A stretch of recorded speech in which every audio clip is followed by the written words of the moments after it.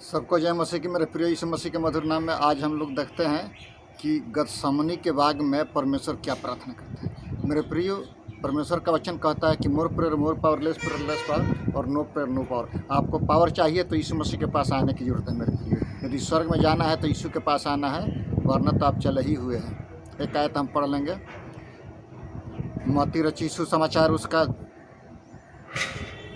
26 अध्याय और 36 पद से 46 पद है।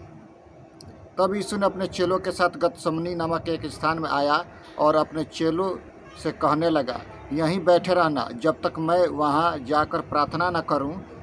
वह पतरस और जब्दी के दोनों पुत्रों को साथ ले गया और उदास और व्याकुल होने लगा। तब उसने उनसे कहा, मेरा जीव बहुत उदास है, यहाँ तक कि मेरा प्राण निकलने जा रहा है। तुम यहीं ठहरो और मेरे साथ जागते रहो।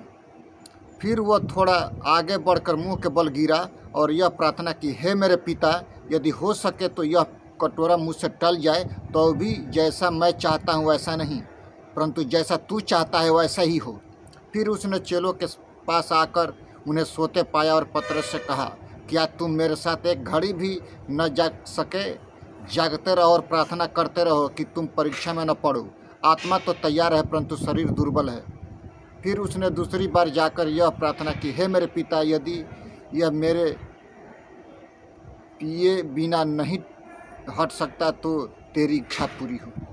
वो कहते हैं कि हे पिता, यह प्याला मुझसे टल जाए, लेकिन मेरी इच्छा नहीं, आपकी इच्छा पूरी हो। आप जैसा चाहते हैं वैसा कीजिए।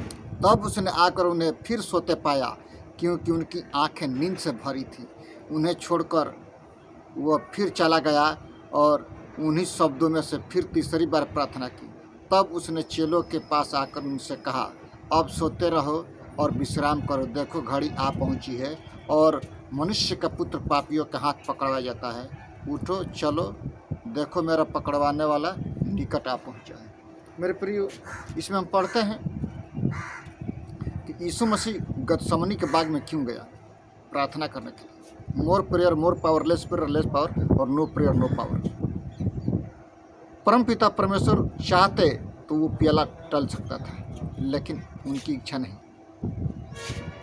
यीशु मसीह कहते हैं कि ये प्याला मुझसे टल जाए, क्योंकि मैं चाहता हूँ कि ये मेरी इच्छा नहीं, आपकी इच्छा पूरी हो। क्योंकि परमेश्वर का वचन खोए हुओं को ढूंढने और उनका उद्धार करने के लिए आया है। मनुष्य में बहुत सारी प्रवृत्तियाँ होती तो है, क्योंकि वो पाप को जन्म देते